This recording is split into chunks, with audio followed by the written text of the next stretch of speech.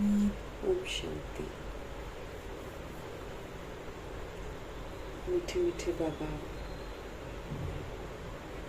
हम आत्मा को समझ देते हैं कि चमड़ी की आंखों के साथ चमड़ी को नहीं देखकर अब दिव्य नेत्र से दिव्य स्वरूप को देखते हुए सब तरह के मतभेद समाप्त करो।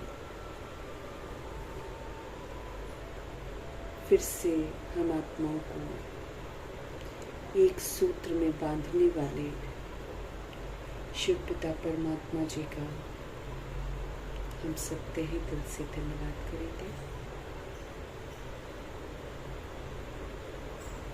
सदैव दिव्य नेत्र से दिव्य स्वरूप को देखने वाले व्यक्त ब्रह्मा, अव्यक्त ब्रह्मा, गुप्त बड़ी माँ, big brother, great great grandfather का रोल प्ले करने वाली आत्मा ब्रह्मा जी की आत्मा का तहे दिल से धन्यवाद करेंगे। धन्यवाद करते हुए दोनों जबरदस्त लाइट्स को हाजिर नाजिर करते हुए उनके अनमोल महावाक्य हम सब उन्हीं से समझेंगे। समझते हुए प्रभु जी की समझ जो है पूरे यूनिवर्स में, पूरे तत्वों में, पूरी प्रकृति में फैले, पूरे वायुमंडल में फैले, ये दिल से दुआ करेंगे। मीठे मीठे प्यारे प्यारे परमपिता परमात्मा जी की समझ यूनिवर्स में मौजूद सभी आत्माओं तक भी पहुंचे, ये भी दिल से दुआ करेंगे। उन आत्माओं तक पहुंचे जो इस समय आकारी शरीरों में हैं, रोज शरीर छोड़ रहे हैं, तरह तरह के थॉट्स लेकर शरीर छोड़े हैं। उन आत्मा को सुकून मिले, उन आत्मा को परमात्मा का परिचय मिले, दिल से दुआ करेंगे। उन आत्माओं के लिए प्रभु जी के अनमोल महावाक्य समर्पण करेंगे जो आत्माएं इस समय गर्भ जेल में प्रवेश कर रही हैं। सभी परमात्मा से जुड़े, सभी परमात्मा को याद करें, दिल से दुआ करेंगे। मीठे मीठे परमात्मा की समझ हॉस्पिटल में जो पीड़ित आत्माएं हैं, घरों में जो पीड़ित आत्माएं हैं, सब तक पहुंचे। बाबा की समझ उन आत्माओं तक पहुंचे जो प्राकृतिक आपदाओं की शिकार हैं।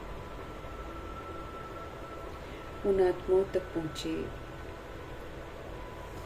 जो राज्य सत्ताओं के आपसी युद्ध के कारण पीड़ित अवस्था में है। उन आत्माओं तक प्रभु जी की समझ पहुंचे जो इस समय माया के प्रकोप में आकर अलबेली हो गई हैं। उन आत्माओं तक पहुंचे जो तंत्र मंत्र के कारण बाबा से थोड़ा दूर होती जा रही है। उन आत्माओं तक पहुंचे जो वाम मार्ग में चले गए हैं, सबको पवित्रता फिर से आकर्षित करें, दिल से दुआ करेंगे। उन आत्माओं तक प्रभु जी की समझ पहुंचे जो कुमार कुमारियों के शरीरों में है, जो छोटे छोटे शरीरों में है, सभी का बुद्धि का योग परमात्मा की तरफ रहे, दिल से दुआ करेंगे। मीठे मीठे परमपिता परमात्मा जी की समझ उन आत्माओं तक पहुंचे जो अपनी संस्था बनाकर बैठे हैं, खुद भी गुमराह हैं, दूसरों को भी गुमराह कर रहे हैं। सब तक बाबा की समझ पहुंचे। उन आत्माओं तक समझ पहुंचे जो भिन्न भिन्न सत्ताओं में बटे हुए हैं, भिन्न भिन्न वर्गों में बटे हुए हैं, भिन्न भिन्न धर्मों में बटे हुए हैं, भाषाओं में बटे हुए हैं, जातियों में बटे हुए हैं। सभी आत्माओं तक प्रभु जी की समझ पहुंचे। वैश्याओं तक प्रभु जी की समझ पहुंचे, उनको दैहिक धंधों से वैराग आ जाए। उन आत्माओं तक पहुंचे जो दैहिक धंधे करवाते हैं, जो अंग तस्करियां करते हैं, सब तक प्रभु जी की समझ पहुंचे। आत्मा विस्मृत होकर उल्टे कर्म कर रही है, बाबा की समझ से सब वापस आएंगे, दिल से हम दुआ करेंगे। भूत प्रेत भटकती हुई रूहें जितनी भी हैं, सब तक प्रभु जी की समझ पहुँचे, सब प्रभु की छत्र छाया में आए, सब पवित्र बने। दिल से दुआ करेंगे। यादव कौरव यवन बन के जितनी भी आत्माएं हैं, सब तक मीठे मीठे परमपिता परमात्मा जी की समझ पहुँचे। उन आत्माओं तक समझ पहुँचे जो तंत्र मंत्र और तांत्रिक विधियों में शामिल हो गए हैं, सब तक प्रभु जी की समझ पहुँचे। उन आत्माओं तक प्रभु जी की समझ पहुँचे जो हमारे साथ नकारात्मकता के साथ जुड़े हुए हैं। उन आत्माओं तक प्रभु जी की समझ पहुँचे जो लौकिक में हमारे साथ कनेक्टेड है। उन आत्माओं तक पहुँचे, उन जगहों तक प्रभु की समझ पहुँचे जहाँ तक अभी संदेश भी नहीं मिला है। उनसे हम सब दुआ करेंगे, अपने लिए भी दुआ करेंगे कि जो बाबा हमको समझा रहे हैं उसको हम आत्मिक स्थिति में उनसे समझकर उसी दिन जो आज की शिक्षाएं हैं वो आज ही धारण करें। दिल से हम सब दुआ करेंगे। स्वमान हो, वरदान हो, धारणाएं हो, सब आज की आज, क्योंकि कल के लिए समय अब रह ही नहीं गया, तो ये हम अपने लिए भी दुआ करेंगे। दुआ करते हुए देखेंगे आज हमारे परमपिता परमात्मा हम आत्माओं को किस विधि से दिव्य आत्मा बनाते हैं।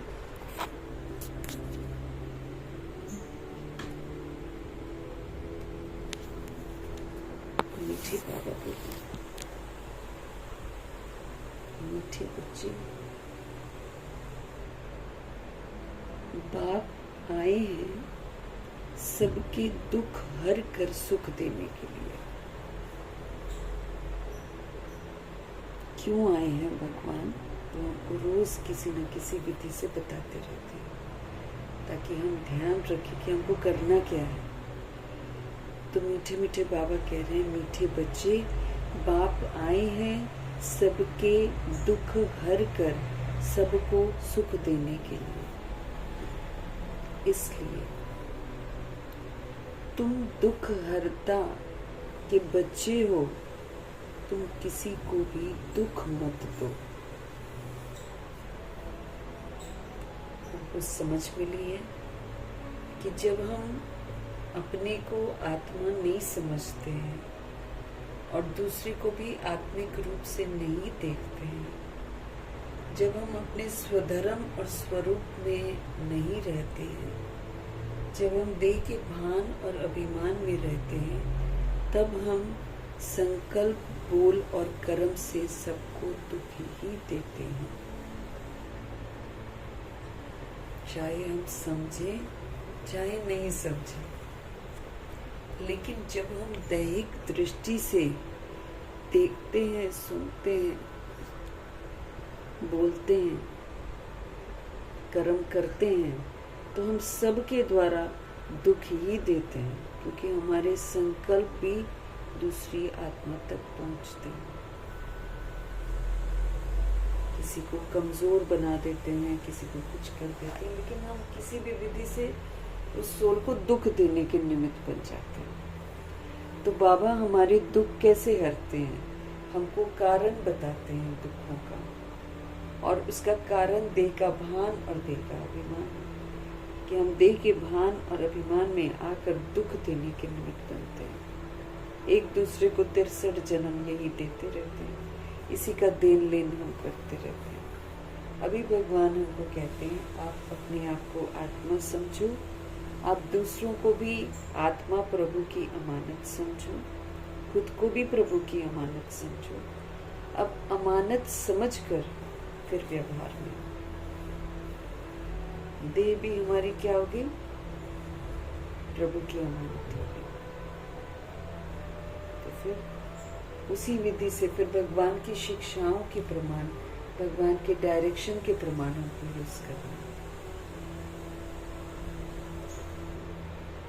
तो इसलिए समझने तो अपनी अपनी परिभाषा में तो सभी लोग बोलते हैं, हमने तो किसी को दुख नहीं दिया, हमने तो नहीं दिया, हमने तो कुछ ऐसा नहीं बोला।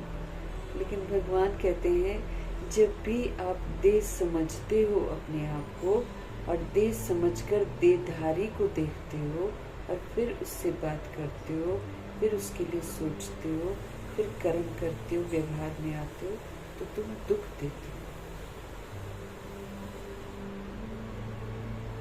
तो हमारे शिव बाबा सृष्टि रूपी ड्रामा में आए हैं सभी आत्माओं के दुख हरने के लिए और सबको सिर्फ सुख देने के लिए।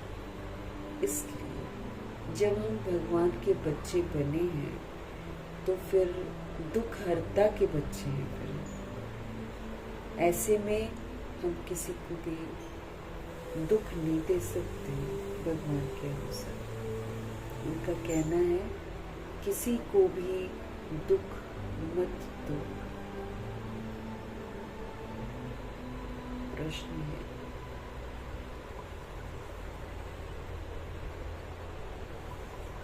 सभी को सतोगुणी सुख देना है, सबको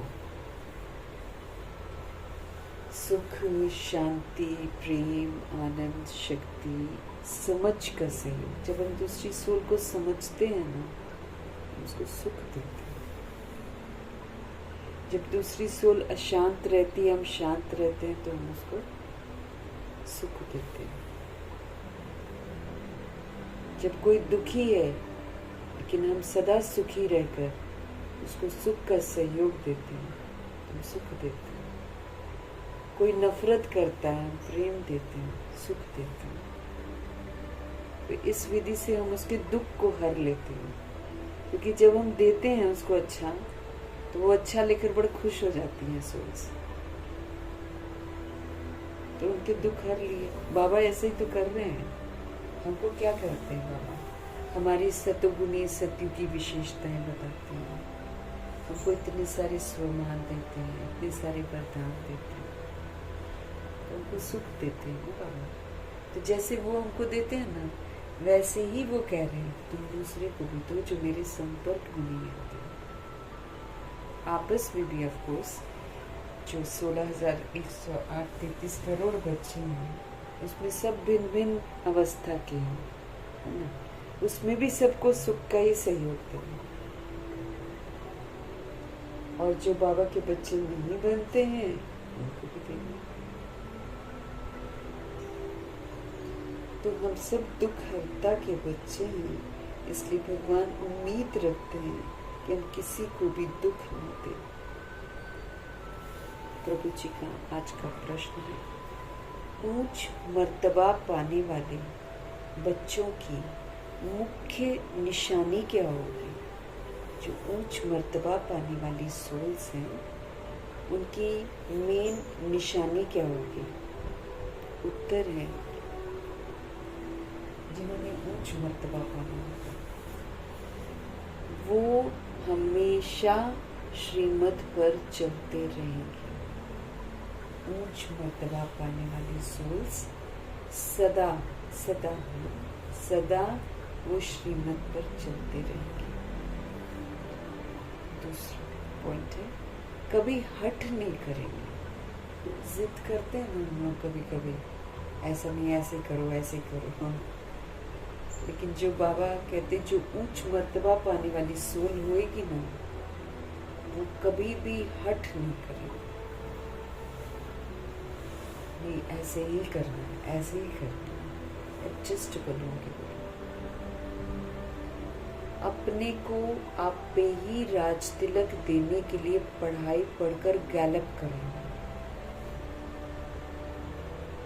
जो उच्च मर्तबा पाने वाले हैं, वो अपने को आप पे ही राज तिलक देने के लिए पढ़ाई अच्छी रीति पढ़कर गैलप करेंगे। जैसे गैलप करता है ना घोड़ा, उठाता है कदम, फिर आगे, फिर उठाता है, गैलप करता है। कितने दूर दूर तक गैलप कर लेते हैं। तो ये भी कि पढ़ाई अगर हम धीरे धीरे चलेंगे तो नहीं होएगा ना। तो पढ़ाई में वो लोग जल्दी आगे निकलते हैं। वो अपने को कभी भी घाटा नहीं डालेगा।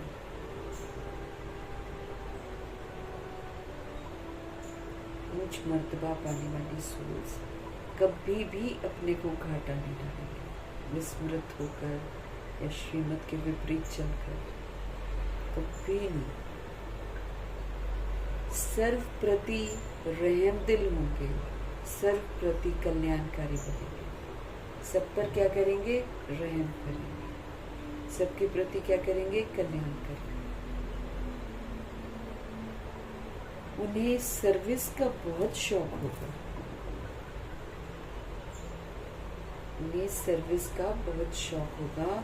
कोई भी तुच्छ काम नहीं करेंगे, कभी भी लड़ेंगे झगड़ेंगे। निशानियां बाबा हमेशा इसलिए बताते हैं ताकि हम आत्माएं अपने में चेक करें। अगर इनमें से कुछ हम करते हैं तो उसको फिर फटाफट छोड़ दें।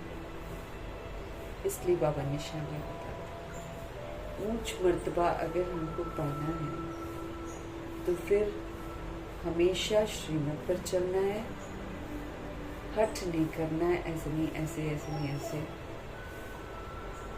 अपने को आप पे ही राज तिलक देना है, पढ़ाई पढ़कर गैलप करना है, अपने को कभी भी घाटा नहीं डालना है, सभी के प्रति रहम दिल, सभी के प्रति कल्याणकारी बनना है,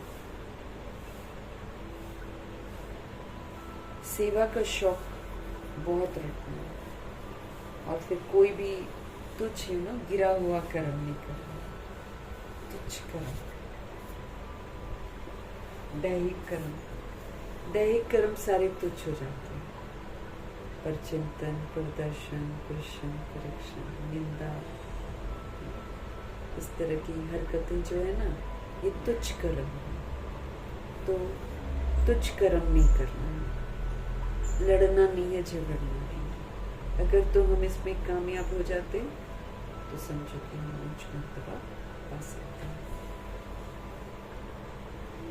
गीत है, तूने रात गवाई सो के और दिवस गवाया खा पी कर। भक्ति मार्ग में गीत बना है, लेकिन भगवान कहते अप्लाई होता है संगम युग में। संगम युग में जो दिन को खा पी कर और रात को सो कर गवाते हैं, उनके लिए ये गायन है। क्योंकि हीरे जैसा जन्म जो है वो मर जीवा जन्म है, वो बाबा के बच्चों को मिलता है। तो हीरे जैसे जन्म को सो कर और खा कर जो बिताते हैं, वो उसको कैसे चेंज कर देते हैं? कौड़ी में से बना देते हैं। कौड़ियों के बदले उसको गवा देते हैं। कलयुग की दुनिया का कुछ भी करना कौड़ियों जैसा है ना, इसके पीछे भागना, इसके पीछे पैसा कमाना, फिर भगवान की पढ़ाई छोड़ देना, ये सारी चीजें जो है कौड़ियां हैं, तुच्छता। तो कौड़ी के लिए गवा देते हैं। हीरे जैसा जन्म है ये मर जीवा जन्म है, जिसमें सोल हीरे जैसा बनती है। शांति। रूहानी बच्चे रूहानी बाप के सामने बैठे हैं, जो अपने को रूह समझते हैं, वो सुप्रीम रूह के सामने बैठे हैं। अब इस भाषा को तो तुम बच्चे ही समझते हो, रूहानी को, रूहानी वाली भाषा को, कि रूहानी बच्चे रूहानी बाप के सामने बैठे हैं। ये तो बाबा कहते ये वाली जो भाषा है ना, ये तुम बच्चे ही समझते हो। और कोई नया अगर आएगा तो वो नहीं समझ पाएगा। हे रूहानी बच्चे, ऐसे कभी कोई कह ना सके। हे रूहानी बच्चे, ऐसा तो कभी कोई कह ना सके, कहने आएगा ही नहीं। तुम जानते हो हम रूहानी बाप के सामने बैठे हैं।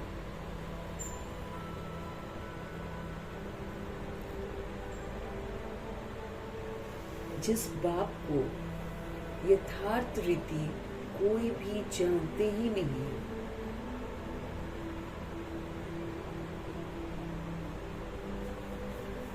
हम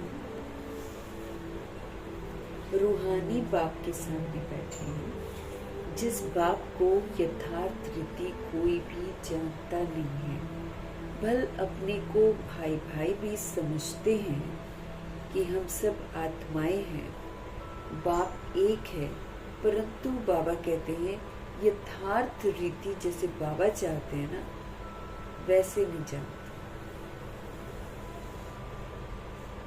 यथार्थ रीति नहीं जानते।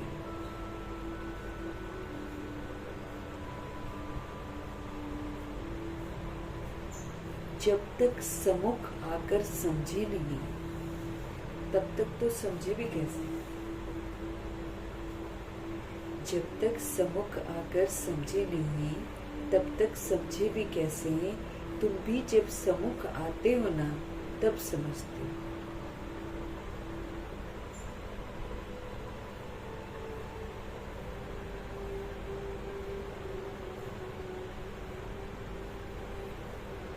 बाबा कहते हैं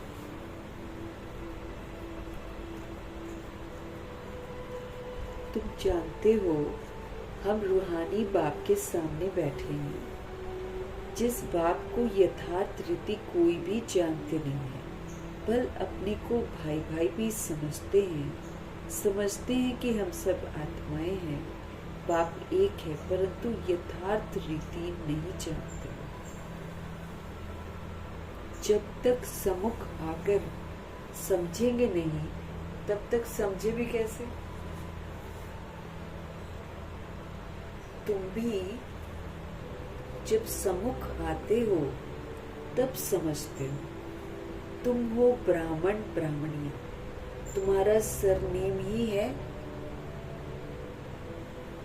ब्रह्मा वंशी, ब्रह्मा कुमार, ब्रह्मा कुमारी। हमारा सरनेम है, अब चेंज हो गया ना हमारा सरनेम, तो फिर हमारा सरनेम है ब्रह्मा वंशी, ब्रह्मा कुमार, ब्रह्मा कुमारी। शिव की तो सब आत्माएं हैं, तुमको शिव कुमार व शिव कुमारी नहीं कहेंगे। ये अक्षर रॉन्ग हो जाते हैं।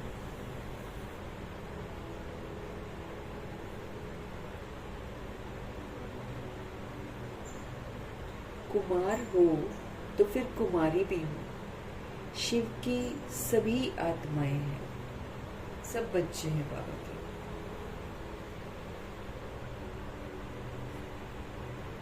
तो शिव के बच्चे तो बाबा कहते हैं निराकार। कुमार हो तो कुमारी भी हो, बाबा कहते हैं ना। शिव कुमार शिव कुमारी नहीं कहेंगे, रॉन्ग हो जाता बाबा के। शिव की सब आत्माएं हैं। कुमार कुमारी तब कहा जाता है जब मनुष्य के बच्चे बनते, तब कहते हैं कुमार कुमारी। बॉडी में आते हैं, जब मनुष्य के बच्चे बनते हैं तब कुमार कुमारी कहते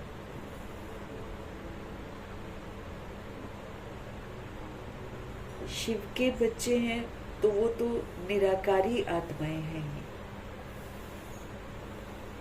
मूल वतन में सभी आत्माएं रहती हैं। जो हमारा घर है वहां तो सभी सोल्स रहती हैं बस,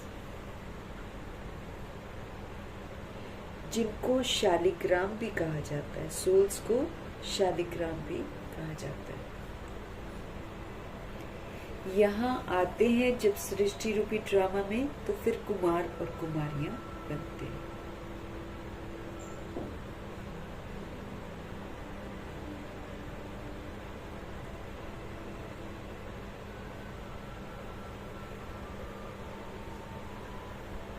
तो बाबा क्या कह रहे हैं, मूल वतन में सभी आत्माएं ही रहती हैं जिनको शालिग्राम कहा जाता है। यहाँ आते हैं तो फिर कुमार और कुमारियां बनते हैं जिस्मानी बॉडी में। वास्तव में तुम हो कुमार शिव बाबा के बच्चे। कुमारियां और कुमार तब बनते हैं जब हम शरीर में आते हैं। तुम बीके हो इसलिए भाई बहन कहलाते हो। एक ही बाप के बच्चे हो जाते हैं तो हम ब्रदर सिस्टर कहलाते हैं। अभी इस समय तुमको नॉलेज मिली है।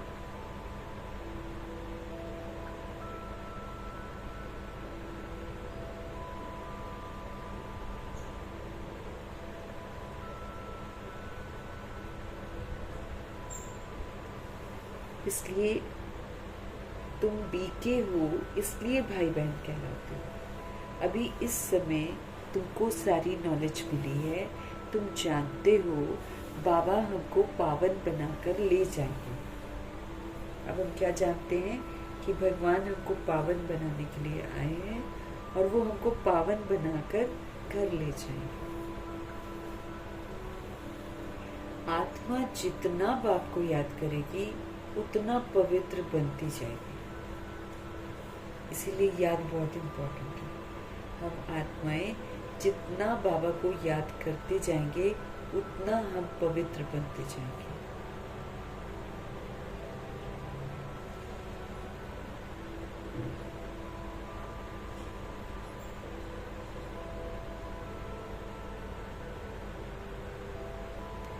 बाबा कह रहे हैं, तुम जानते हो कि बाबा हमको पावन बनाकर ले जाएंगे।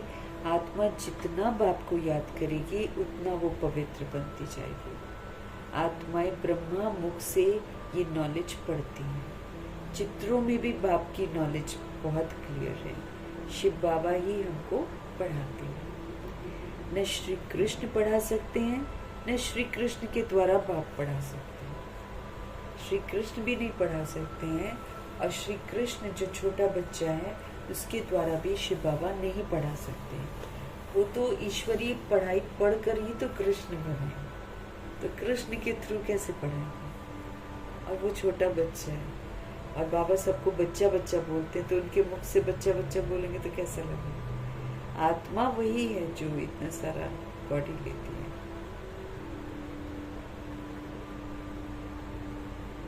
बाबा समझ देते हैं कि श्री कृष्ण पढ़ा नहीं सकते और न श्री कृष्ण द्वारा बाप पढ़ा सकते।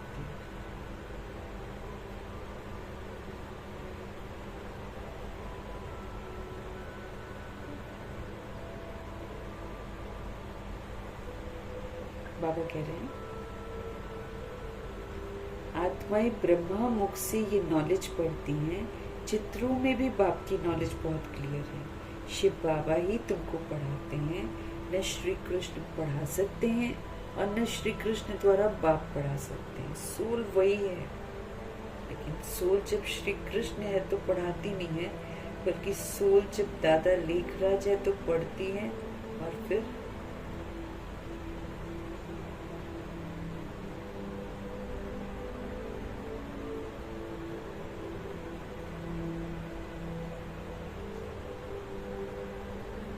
श्री कृष्ण तो वैकुंठ का प्रिंस है, उसके थ्रू कैसे? वो तो पतित दुनिया में थोड़ी होते हैं, वो तो वैकुंठ का प्रिंस है। और भगवान आते हैं पतित दुनिया में, तो कृष्ण कैसे हो सकता है? आत्मा वही है, लेकिन इस वक्त वो दादा लेखराज होती है। फिर दादा लेखराज को बाबा अडॉप्ट करके ब्रह्मा नाम रखते हैं जब वो मर्जी हुआ करते हैं। ये भी तुम बच्चों को समझाना है कि श्री कृष्ण वैकुंठ के प्रिंस हैं। वो कैसी गीता, सच्ची गीता सुना सकते हैं? और ना बाबा उनको यूज करते हैं सच्ची गीता। वो तो वैकुंठ का प्रिंस है, बाबा कहते हैं। वो इस पतित दुनिया में कहाँ से होगा? तो बाबा कहते हैं कि ये भी बात जो है ना, क्योंकि गीता का भगवान श्री कृष्ण कहते हैं ना लोग, तो ये भी सत्य आज सोल्स को समझाना है। श्री कृष्ण तो स्वर्ग में अपने माँ बाप का बच्चा होगा ना, स्वर्गवासी बाप का बच्चा होगा। वो वैकुंठ का प्रिंस है, उनको भी कोई जानते थोड़ी है। श्री कृष्ण जयंती पर अपने अपने घरों में श्री कृष्ण के लिए झूले बनाते हैं या फिर मंदिरों में झूले बनाते हैं और फिर उसको झुलाते हैं। हाँ, अगर छोटा से कुछ बनाकर श्री कृष्ण और उस पर झुलाते हैं, फिर भी समझते नहीं है कि कृष्ण जन्माष्टमी किस लिए है। तो श्री कृष्ण जयंती पर अपने अपने घरों में श्री कृष्ण के लिए झूले बनाते हैं, मंदिरों में झूले बनाते हैं। माताएं जाकर गोलक में पैसे डालती हैं, पूजा करती हैं। आजकल क्राइस्ट को भी श्री कृष्ण मिसल बनाते हैं, ताज आदि पहनाकर माँ की गोद में देते हैं, जैसे श्री कृष्ण को दिखाते हैं ना वैसे। अब श्री कृष्ण और क्राइस्ट राशि तो एक है, क्र है ना कृष्ण, और इधर क्राइस्ट। इसको देखकर बोलते कि राशि तो एक ही है। वो लोग कॉपी करते हैं, नहीं तो श्री कृष्ण के जन्म और क्राइस्ट के जन्म में तो बहुत फर्क है। क्राइस्ट का जन्म कोई छोटे बच्चे के रूप में नहीं होता है। देखो कितनी सुंदर बात बाबा ही बताते हैं, न गुरु नानक जी भी है ना, गुरु नानक जी भी हमेशा वाइट दाढ़ी में दिखाते हैं। आजकल पता नहीं किसने किताब लिख दी है कि उनके बचपन की लाइफ लिख दी है, और फिर वो छोटा वाला गुरु नानक भी दिखाता है। नहीं, बाबा बताते हैं धर्म स्थापक जो हैं वो परकाया में प्रवेश करते हैं।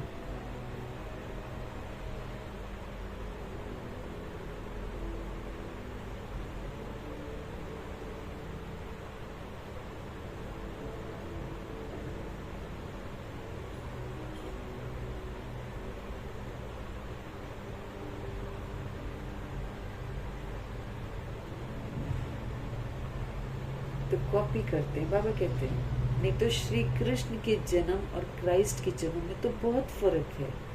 क्राइस्ट का जन्म कोई छोटे बच्चे के रूप में नहीं होता है, तो पता नहीं कैसे दिखा देते मेरी का बच्चा। अगर बताएंगे तो लोग लड़ेंगे, है ना। तो क्राइस्ट का जन्म कोई छोटे बच्चे के रूप में नहीं होता है। क्राइस्ट की आत्मा ने तो कोई में जाकर प्रवेश किया है। और क्रूसीफाई भी क्राइस्ट को नहीं करते हैं, क्रूसिफिकेशन, वो जो कीलों से उनको ठोकते हैं ना, वो नहीं करते हैं। वो तो आत्मा तो निकल जाती है। वो जिस सोल की बॉडी में घुसते हैं उसको क्रूसीफाई किया जाता है। उसका अपना कुछ कर्मा होता है जिसकी वजह से उसको क्रूसीफाई करते हैं। जीसस क्राइस्ट को थोड़ी कर सकते हैं।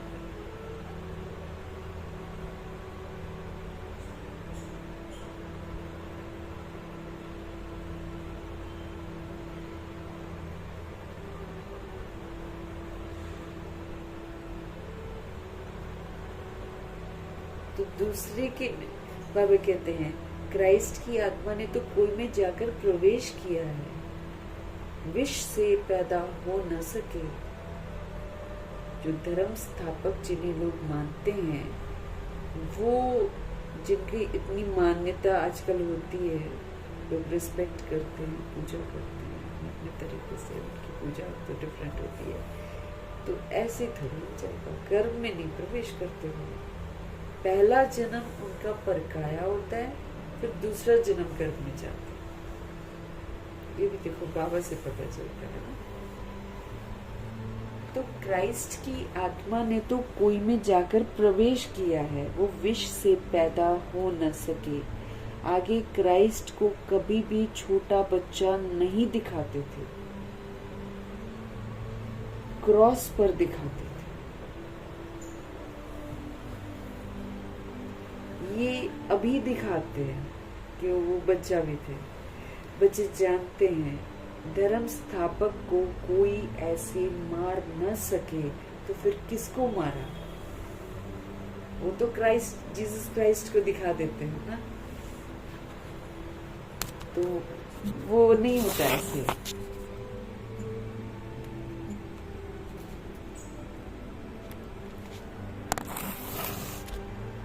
गुरु नानक जी का भी है कि गुरु नानक जी को हमेशा दाढ़ी वाला दिखाते थे। और गुरु नानक जी की साखी में भी बताते सारी जो बातें जो गुरु नानक जी ने बताई। अब पता नहीं कहाँ से उनका बचपन भी बना दिया लोगों ने, और उनके चाइल्डहुड भी दिखाते। तो ऐसे ही पुनर्जन्म में आते आते ना अपने मन से कुछ न कुछ ऐड कर देते। तो प्रभु जी हमको समझा रहे हैं कि बच्चे जानते हैं धर्म स्थापक को कोई ऐसे मार नहीं सकता है, तो फिर किसको मारो? धर्म स्थापक तो आकर भगवान के बारे में बताते। पहली बात तो वो गर्भ जेल में नहीं जाते हैं, किसी भगत आत्मा के शरीर में घुसते हैं और फिर प्रचार जो भी करना होता है वो करते हैं। अब ये तो मेरी की गोदी में दिखाते हैं क्राइस्ट को, फिर बोलते हैं कि मेरी वर्जिन थी, है ना, मेरी वर्जिन थी और शादी नहीं करी हुई थी, और कहते कि पवित्रता से उनको बच्चा हुआ, ऐसा दिखाते हैं। गुरु नानक जी जब शरीर छोड़ते हैं तो वो दिखाते हैं कि हिंदू मुस्लिम दोनों को बहुत प्यार करते थे ना, वो तो मिला के रखते थे। तो उसमें दिखाते हैं कि मुस्लिम बोलते हैं कि हम बॉडी लेंगे और पता नहीं क्या क्या कहानी बनाते हैं, और हिंदू कहते हैं कि हम बॉडी लेंगे, और वो फिर कहते हैं कि वो लेट गए, है ना, वो लेट गए और चादर उन्होंने अपने ऊपर ले ली। तो जब इनमें युद्ध और अब बहस हो रही थी, लड़ तो नहीं रहे थे लेकिन बोल रहे थे हम लेंगे, वो बोलेंगे हमारा गुरु नानक है, वो बोले हमारे ऐसे। जब फिर थोड़ी देर में उन्होंने चादर उठाई तो नीचे फूल ही फूल थे, बॉडी थी ही नहीं। तो दिस शोज की गुरु नानक जी ने भी पर काया बॉडी ली है, वो भी उन्होंने अपनी बॉडी ली नहीं तो बॉडी कहाँ गायब हो गई, है ना। वो फूल दर्शाना मतलब उन्होंने बॉडी नहीं ली थी, उन्होंने पर काया का आधार लिया था। सब मिक्सअप कर देते हैं, है ना, कहानी को। तो भगवान जी आकर उनको फिर सत्य बताते हैं। तो बाबा कहते जो धर्म स्थापक होते ना, उसको ऐसे कील ठोक ठोक कर खून जीवित उनको क्रूसीफाई, उनके लिए वो क्रॉस बनाया और उस क्रॉस में उनको लगाकर कील ठोकी और कील ठोक कर उनको मारा है, ऐसा दिखाते हैं। सिर उनका ऐसे टेढ़ा होके झुक गया और कील से उनको ठोका, ऐसा दिखाते हैं। अब उसी को देखो ना, ज्यूज और पता नहीं क्या क्या लेकर इजराइल के लोग इधर उधर एक दूसरे को मार रहे। जिसमें प्रवेश किया ना उनको दुख मिला, उनका कोई हिसाब किताब था आत्माओं के साथ। तो जिनमें प्रवेश किया था उन्होंने, उनको दुख मिला, क्राइस्ट तो निकल गए। इसीलिए वो लोग बोलते हैं कि तीसरे दिन वो फिर उठ गए, कहेंगे उनकी बॉडी को वहां पे दफनाया और थर्ड संडे था, थर्ड डे को वो फिर उठ गए। जैसे वो गुड फ्राइडे वाला वगैरह मनाते ना, इसके पीछे कहानी है, तो वो उठ के खड़े हो गए, ऐसे बोलते हैं। मतलब दिखाने का मतलब ये कि सोल जो है वो मरती नहीं है।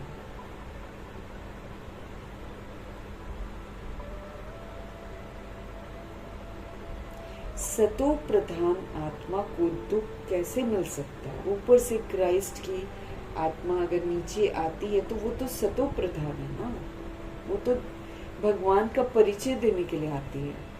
अपनी जितना उसने अव्यक्त बाप दादा की सभा में कैच किया, उसको देने के लिए वो आती है।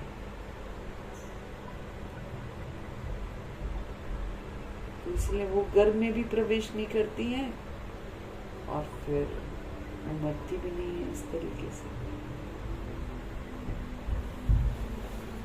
तो सबका हिसाब किताब जो है, बाबा कहते हैं सतो प्रधान आत्मा को दुख कैसे मिल सकता है? उसने क्या कर्म किए जो इतने दुख उसने भोगे? आत्मा ही सतो प्रधान अवस्था में आती है, सबका हिसाब किताब चुप होता है। इस समय बाप सबको पावन बनाते हैं, वहां से सतो प्रधान आत्मा आकर दुख भोग न सके। ऊपर से सतो प्रधान सोल जो आती है वो दुख भोग नहीं सकती।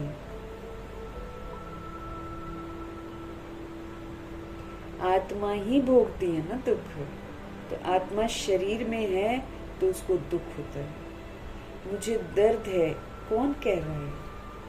इस शरीर में कोई रहने वाला है ना जो कह रहा है मुझे दर्द है, मेरा सिर दुख रहा है, मेरे हाथ पैर दुख रहे हैं, कोई तो है जो बोल रहा है ना। बाबा कहते हैं मुझे दर्द है, ये किसने कहा? इस शरीर में कोई रहने वाला है ना, वो कहते हैं परमात्मा अंदर है तो ऐसे थोड़ी कहेंगे कि हमको दुख है। अब दुनिया बोलते ना हमारे अंदर परमात्मा है, हम सभी के अंदर परमात्मा है, ऐसे बोलते हैं। समझते नहीं, परमात्मा की याद है हमारे अंदर। वो भी परमात्मा की याद भी नहीं कह सकते, क्योंकि सबके सब नास्तिक है, किसी को मालूम ही नहीं है कि परमात्मा कौन है। बस यूं ही कह देते हैं परमात्मा हमारे अंदर है। अगर परमात्मा हमारे अंदर है तो लोग ऐसे एक दूसरे को मार काट करेंगे क्या? नॉनवेज खाएंगे क्या? विकार में जाएंगे क्या? वो नहीं समझ पाती हैं आत्मा ना, बस ऐनी अपने अपने बातें बोलती रहती हैं। वो कहते हैं परमात्मा अंदर है, तो बाबा कहते ऐसे थोड़ी कहेंगे कि हमको दुख है। फिर परमात्मा अंदर है तो फिर दुख क्यों हो रहा है? परमात्मा अंदर है तो फिर पाठ पूजा क्यों कर रहे हैं? परमात्मा अंदर है तो फिर मंदिर में, मस्जिद में, गुरुद्वारों में क्यों जा रहे हैं? क्या जरूरत है जाने की? क्या जरूरत है तीर्थों पर धक्के खाने की?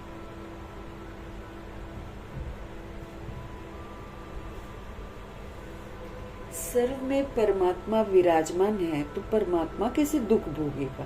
क्योंकि परमात्मा तो गलत काम कोई नहीं करते। ये आत्मा पुकारती है, हे परमपिता परमात्मा हमारे दुख हरो। जब उसको दुख होता है तो परमात्मा को पुकारती है कि हमारे दुख हरो। पारलौकिक बाप को ही तो आत्मा पुकारती है, और किसको पुकारती है? शरीर का बाप तो ठीक नहीं कर सकते, दवाई दे देगा, पैसे खर्च लेगा, डॉक्टर से पूछ कर आ जाएगा, लेकिन जो दर्द का भुगतान करती है सोल, उसको वो शरीर का पिता तो नहीं सहन कर सकता। वो तो सोल अपना अपना सहन करती है। ये आत्मा पुकारती है, हे परमपिता परमात्मा हमारे दुख हरो। पारलौकिक बाप को ही तो आत्मा पुकारती है।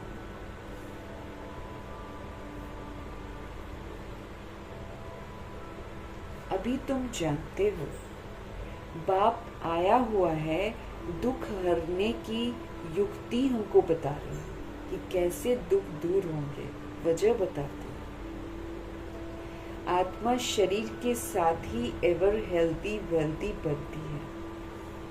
अभी हमको एवर हेल्दी एवर वेल्दी बनना है। बाबा हमको समझ देते हैं कि हम लापरवाही से, है ना, इधर उधर के खान पान से, या फिर पास्ट का कोई हमारा हिसाब किताब होता है उससे, किसी न किसी वजह से हम दुख भोगते हैं।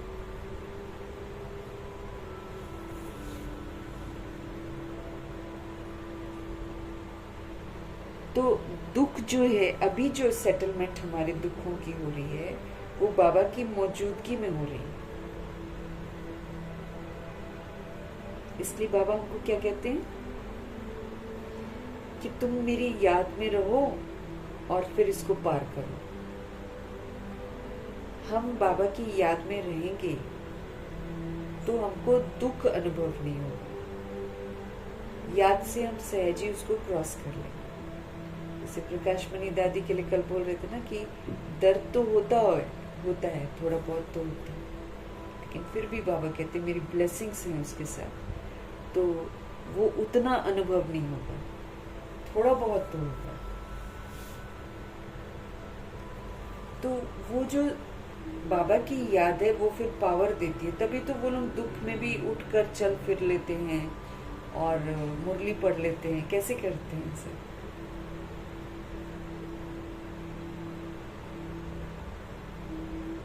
तो लेकिन वो किसी तरीके से खुश होकर हर चीज को पार कर लेते हैं। तो फिर हम क्या बनते हैं? एवर हेल्दी का संस्कार के बनते हैं। वो स्वीकार करते हैं कि मेरी किसी गलती की वजह से मुझे ये वाली प्रॉब्लम हो गई। अब वो समझकर वो उसको सहन कर लेते हैं खुशी खुशी। फिर बाबा उनको ब्लेसिंग्स देते हैं, क्योंकि वो क्यों क्या हाई वाई करते नहीं है। फिर बाबा उनको ब्लेसिंग्स देते हैं, फिर उनका एवर हेल्दी का संस्कार बनता चलता है। ऐसे ही ज्ञान को जब हम यूज करते हैं प्रैक्टिकल में तो हम एवर वेल्दी बनते हैं। यहाँ पर ज्ञान धन से, भविष्य में स्थूल धन से। यहाँ पर हम बॉडी की बीमारी में रहते हुए याद से खुश रहते हैं, तो फिर उधर हम कभी भी बीमार नहीं होते। ऐसे हमको कमाना होता है।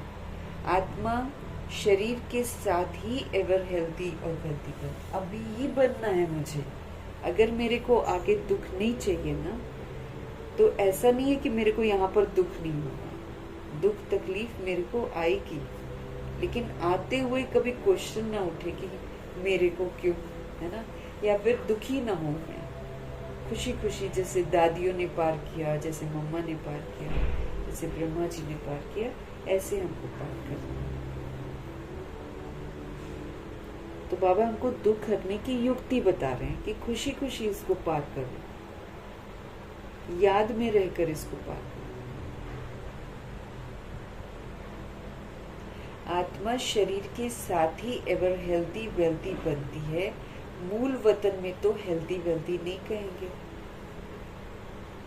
मूल वतन जो हमारा घर है उसमें तो हेल्दी वेल्दी नहीं कहेंगे। यहाँ ही तो बनना है हमको हेल्दी बॉडी के साथ। वहाँ कोई सृष्टि थोड़ी है, वहाँ तो है ही शांति। शांति स्वधर्म में सब टिके हुए हैं। अभी बाप आए हैं सबके दुख हर कर सुख देने के लिए। हमको वजह बताते हैं और फिर वजह कारण बताकर फिर उसका निवारण करना बताते हैं कि अगर देह अभिमान मेरे दुख का कारण है तो भगवान कहते इसको छोड़ दो तो सुखी हो जाए। तो बाबा हमको समझ देते हैं कि बाबा आए हैं सबके दुख हर कर सुख देने के लिए। तो बच्चों को भी कहते हैं तुम मेरे बने हो तो किसको दुख मत दो। जैसे बाबा हमको दुख नहीं देते हैं, हमको प्यार करते हैं, हमको स्वीकार करते हैं, हमको प्यार से उठाते हैं, शुभ भावना शुभकामना देते हैं, हम पर हमको क्षमा करते हैं, हम पर रहम करते हैं, अपकारी पर भी उपकार करते हैं। तो ये विशेषता है ना भगवान की। तो जैसे वो करते हैं ना, अब हमको बोलते तुम भी करो। तुम भी अगर कोई गलती करता है तो तुम क्षमा करो, उस पर रहम करो, परोपकार करो, शुभ भावना शुभकामना और दुआओं का सहयोग दो। ऐसे करने को बाबा बोलते हैं।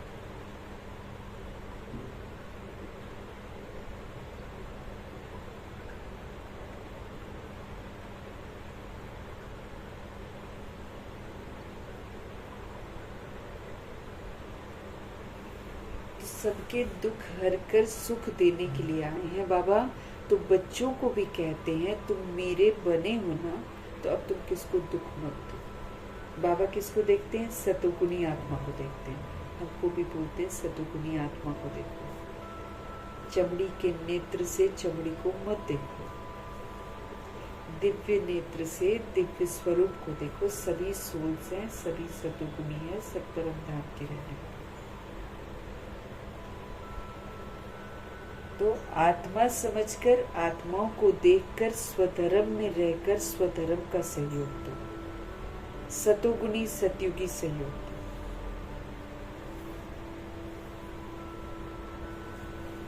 तो हम जब ऐसे करते हैं तब हम सुख देते हैं, और अगर हम देश समझते हैं तो फिर हम दुख देते हैं, क्योंकि फिर हमारी सोच भी गड़बड़ हो जाती है, हमारे बोल भी गड़बड़ हो जाते हैं, हमारे कर्म भी गड़बड़ हो जाते हैं।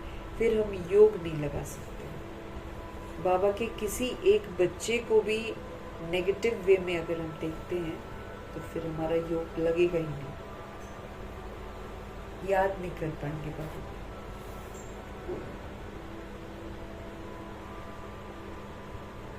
ये लड़ाई का मैदान है, बाबा कहते हैं। हमारे लिए भी ये लड़ाई का मैदान है, लेकिन गुप्त लड़ाई है। हमारी लड़ाई हमारी कमी कमजोरियों के साथ है, गुप्त है।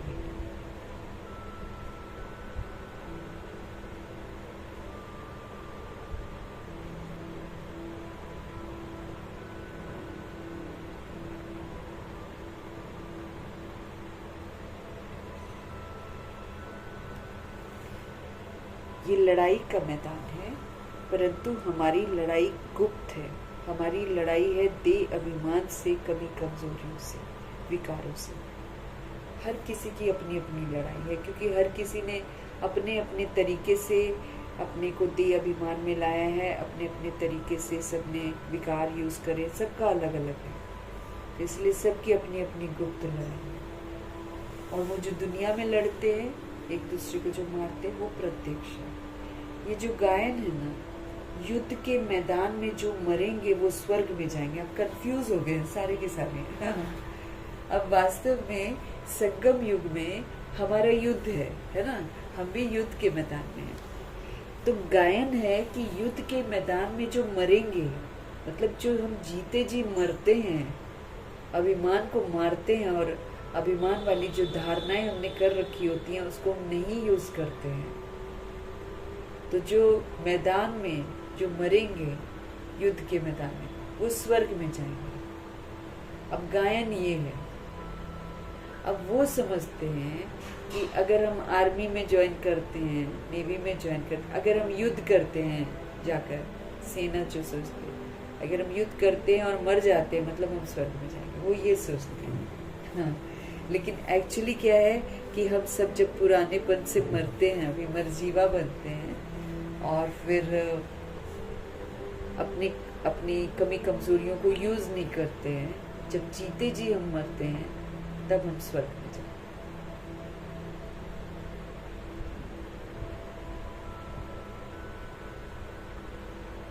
तो गायन अभी का है, लेकिन वो लोग समझते हैं कि ऐसे जो शहीद हो गए, जैसे बोलते हैं ना शहीद हो गए, वो ये सोचते हैं कि ये लोग गए स्वर्ग में। बाबा कहते वो तो फिर युद्ध के संस्कार लेकर गए हैं ना, वो फिर जन्म लेकर फिर युद्ध ही करेंगे, पुनर्जन्म में आकर वो युद्ध ही करेंगे, स्वर्ग थोड़ी जाते। स्वर्ग में जाने के लिए तो भगवान से पढ़ना पड़ता है, फिर पढ़कर उसको अमल में लाना पड़ता है, बहुत काल तक सबूत देना पड़ता है।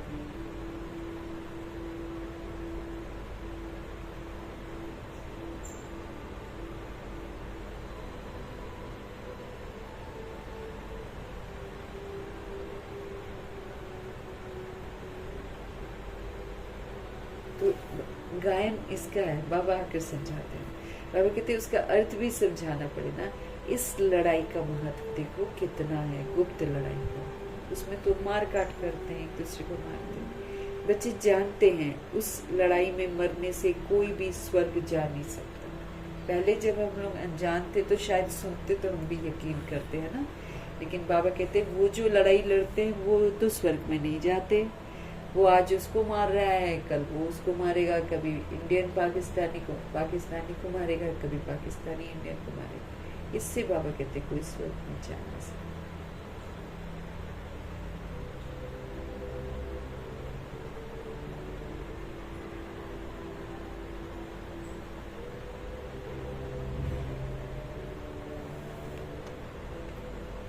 इस लड़ाई का महत्व जो भगवान की राहों पर चलते हुए गुप्त लड़ाई हम करते हैं, इसका महत्व बहुत है। बच्चे जानते हैं कि वो वाली लड़ाई जो लोग लड़ते हैं, मारते हैं एक दूसरे को, उसमें कोई भी स्वर्ग में नहीं जाता है। हिंसा करके कोई स्वर्ग में जा ही नहीं सकता। परंतु गीता में भगवानुवाच है, उनको मानेंगे तो सही ना। गीता में तो भगवानुवाच है, तो उनको मानेंगे तो सही ना। भगवान ने किसको कहा? उस लड़ाई वालों को कहा या तुमको कहा?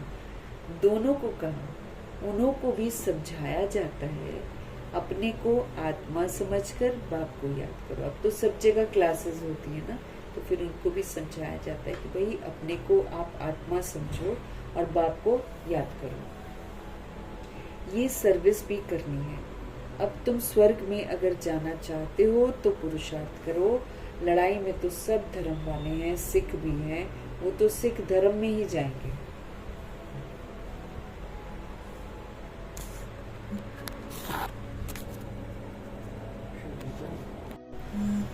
तो बाबा कह रहे हैं अपने को आत्मा समझ बाप को याद करो। ये सर्विस भी करनी है। अब तुम स्वर्ग में अगर जाना चाहते हो, ऊपर था, बाबा कहते हैं इस लड़ाई का महत्व देखो, जो हम गुप्त लड़ते हैं कितना है। बच्चे जानते हैं उस लड़ाई में जो मरते हैं, एक दूसरे को जो मारते हैं, वो तो स्वर्ग में नहीं जाते। परंतु गीता में भगवानुवाच है, उनको मानेंगे तो सही ना। भगवान ने किसको कहा? उस लड़ाई वालों को कहा या तुमको कहा? दोनों को कहा। उन्हों को भी समझाया जाता है कि भाई तुम अपने को आत्मा समझ, बाप को याद करो, ये सर्विस भी करनी है। अब तुम स्वर्ग में अगर जाना चाहते हो तो फिर पुरुषार्थ करो। लड़ाई में तो सब धर्म वाले हैं, सिख भी हैं, वो तो सिख धर्म में ही जाएंगे।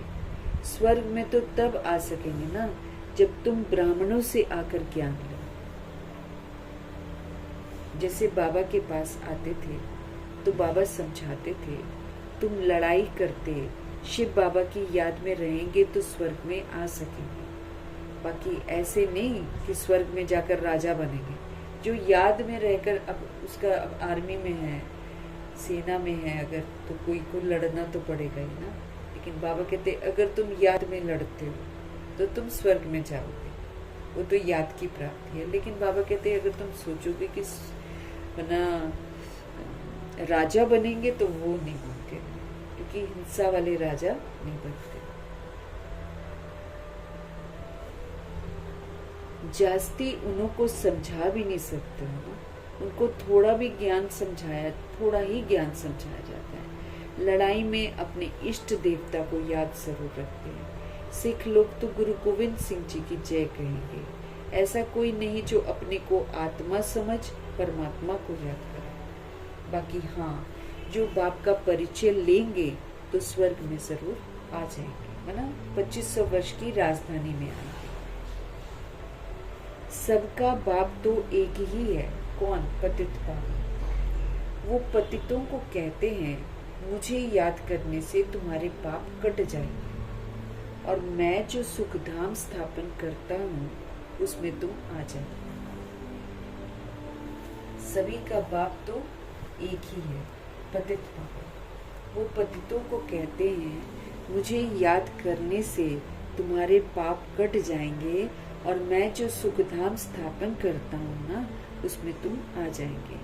लड़ाई में भी शिव बाबा को याद करेंगे तो फिर स्वर्ग में आ जाएंगे। उस युद्ध के मैदान की बात और है, और यहाँ पर बात और है। बाप कहते हैं ज्ञान का विनाश नहीं होता। वो वाला युद्ध का मैदान जो है ना, उसकी बात और है, और यहाँ की बात और है। बाप कहते हैं ज्ञान का विनाश कभी नहीं होता। अगर लिया है ना तो उसकी प्राप्ति तो जरूर होगी होगी। शिव बाबा के बच्चे तो सभी हैं। अब शिव बाबा कहते हैं माम एकम याद करो। तो माम एकम याद करने से तुम मेरे पास आ जाएंगे। अगर तुम मुझे याद करोगे तो तुम मेरे पास आ जाएंगे, मुक्ति धाम। फिर जो ज्ञान सिखाया जाता है वो पढ़ेंगे तो फिर स्वर्ग की राजाई बन जाएंगे। वर्ल्ड की जितनी सोल्स हैं सबको ये संदेश देना है भगवान का कि अब सिर्फ एक निराकार शिव बाबा को याद करो। अगर याद करेंगे तो मुक्ति धाम में चले जाएंगे, और जीवन मुक्ति धाम स्वर्ग में अगर आना है तो फिर जो बाबा ज्ञान हमको सिखाते हैं वो पढ़ना है, उसको अमल में लाना। तो फिर क्या मिल जाएगा? स्वर्ग की राजाई मिल जाएगी। कितना सहज है। स्वर्ग में जाने का रास्ता सेकंड में मिल जाता है। हम आत्मा बाप को याद करती है। लड़ाई के मैदान में तो खुशी से जाना है, कर्म तो करना ही है ना। देश के बचाव के लिए सब कुछ करना पड़ता है। जो मना सेना वाले लोग हैं उनको बाबा बोलते कि भाई तुम्हारा कर्तव्य है देश को संभालना, तो तुमको करना पड़ता है। वहाँ तो है ही एक धर्म, मतभेद की कोई बात नहीं। यहाँ तो मतभेद है इसलिए लड़ाई झगड़े होते हैं। बाबा के किंगडम में कहीं भी कोई लड़ाई झगड़ा नहीं है, कोई मतभेद नहीं है। यहाँ तो कितना मतभेद है। पानी पर, जमीन पर झगड़ा ही झगड़ा है। पानी भी बांट लेते हैं, ये हमारे एरिया का पानी हम आपको नहीं देंगे। आत्मा भाई भाई, हाँ ऊपर से नीचे आकर शरीर के भार में आकर पानी भी नहीं देती है। अब गाजा में जो बच्चे भूखे हैं उनको खाना नहीं देती है, खाना पहुंचने ही नहीं देते हैं वहां तक। सारे बच्चे बिलक बिलक के रो रहे, उनके पेरेंट्स मर गए, घर नहीं है उनके पास, कपड़े नहीं है उनके पास, कोई सपोर्ट करता है तो फिर उसका जीना मुश्किल करते हैं। तो मतभेद देखो ना कितने हो गए, बाबा कहते हैं। वहां तो है ही एक धर्म, वहां कोई भेदभाव नहीं है, मतभेद की कोई बात ही नहीं। यहाँ तो कितना मतभेद है, पानी पर, जमीन पर झगड़ा है, पानी बंद कर देते हैं, फिर तो पत्थर मारने लग पड़ते हैं, एक दो को अनाज नहीं देते हैं, झगड़ा हो जाता है। अब एक दो के घरों को तोड़ रहे हैं, इतनी बद्दुआएं ले रहे हैं एक दूसरे से। घर से किसी को बेघर कर दो, मेरी जमीन है, उसकी जमीन है, ये मुस्लिम है, वो हिंदू है, वो पाकिस्तानी है, ये हिंदुस्तानी है, वो कश्मीरी है, कितने मतभेद हो गए। बाबा कहते पानी एक नेचुरल सोर्स है जो यहाँ पर मिलता है सृष्टि को, सृष्टि देती है, उसको बंद कर देते, उसको दूसरे तक नहीं पहुंचने को।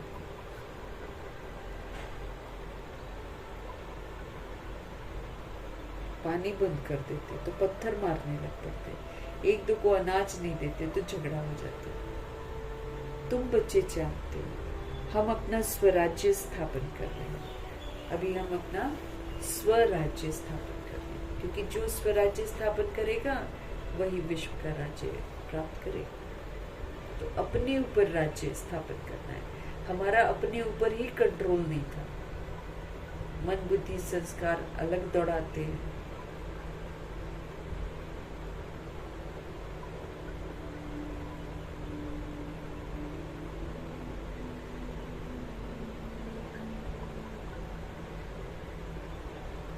तो हम सभी स्वराज्य स्थापन कर रहे हैं।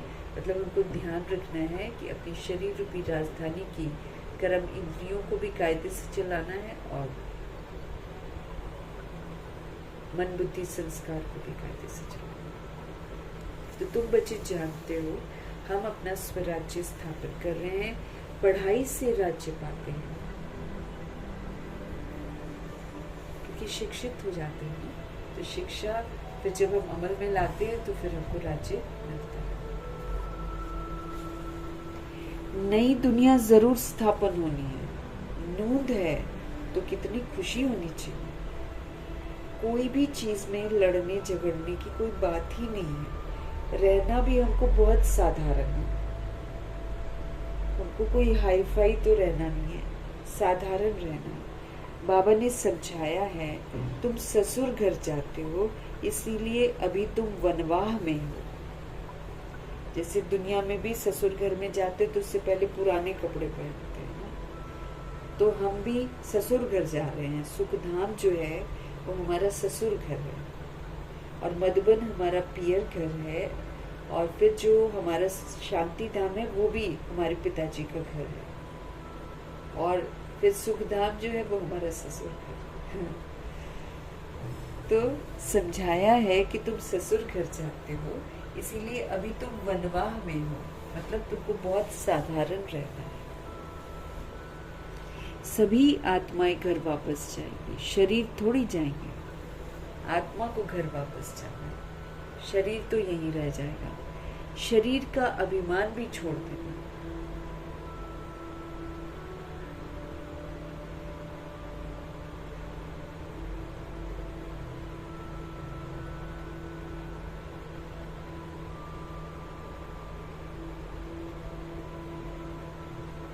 तो वनवाह में हो, सभी आत्माएं घर वापस जाएंगी, शरीर थोड़ी जाएंगे। शरीर का अभिमान भी छोड़ देना।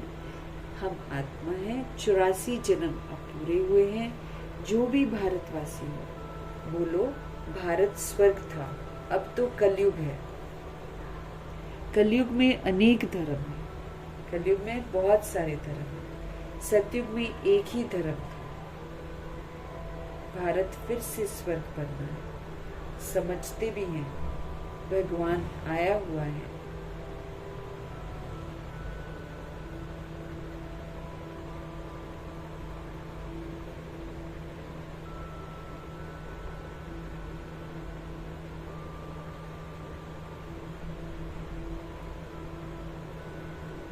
समझते भी हैं कि भगवान आया हुआ है।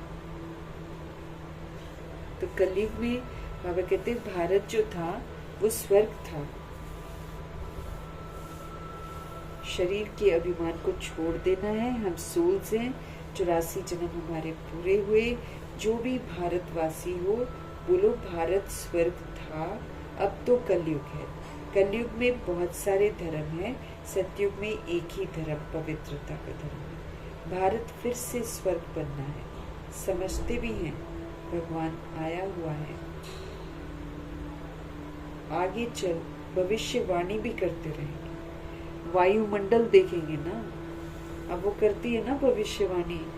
वो जो एक गुड्डा से लेकर वो क्या बोलती है, वो कौन सा वो है, वो एक छोटा सा गोदी में लेकर रखती है वो, और वो बोलती है ये बताते हैं कि भगवान आए हुए हैं और भगवान अपनी जो सत्युग की स्थापना है वो कर रहे हैं। अब सिर्फ अच्छे लोग रहेंगे, कुंभ का मेला अब दोबारा कभी नहीं लगेगा, ऐसे करके रोज बताती है वो। और भी बहुत सारी बातें बताती है कि सच्चे लोग ही रहेंगे बस, बाकी सब खत्म हो जाएगा। तो भविष्यवाणी करने तो लग ही गए हैं आजकल सब लोग।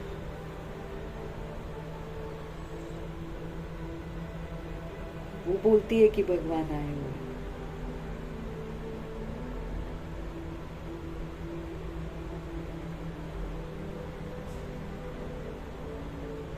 आगे चल भविष्यवाणी भी बाबा कहते करते रहेंगे। वायुमंडल देखेंगे ना तो बाप बच्चों को समझाते हैं, बाप तो सभी का है, सभी का है ना, सबका हक है भगवान से मिलने का, भगवान से प्रसाद प्राप्त करने का, भगवान का परिचय प्राप्त करने का हक सभी को है।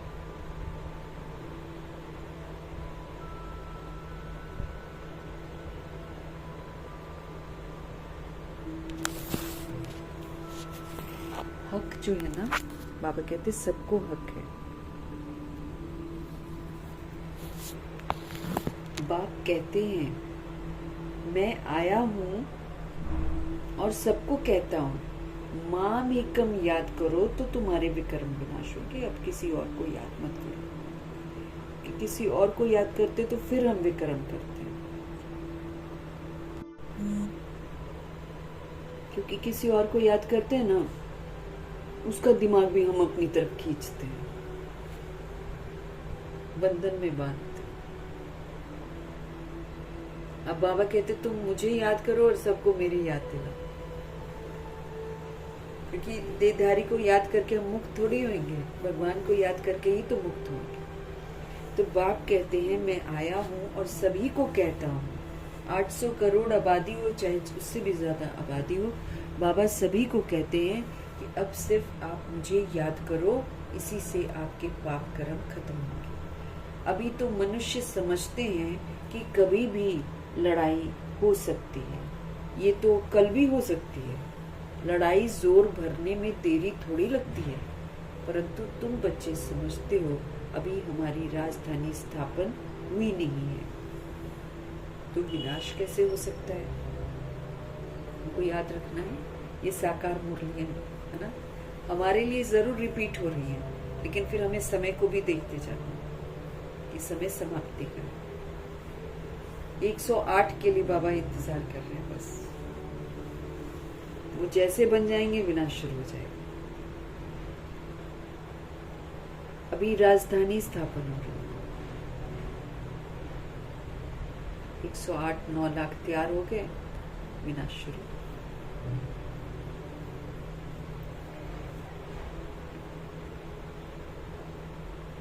अर्जुन बाप का पैगाम ही चारों तरफ कहाँ दिया है, अभी तो पैगाम भी पहुंचना है। बहुत सारे एरियाज हैं जहाँ भगवान का पैगाम नहीं पहुंचा। पतित पावन बाप कहते हैं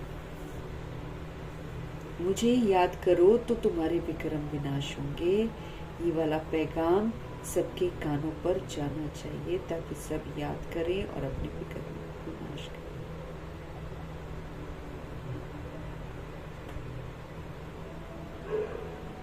ये पैगाम सबके कानों पर जाना चाहिए।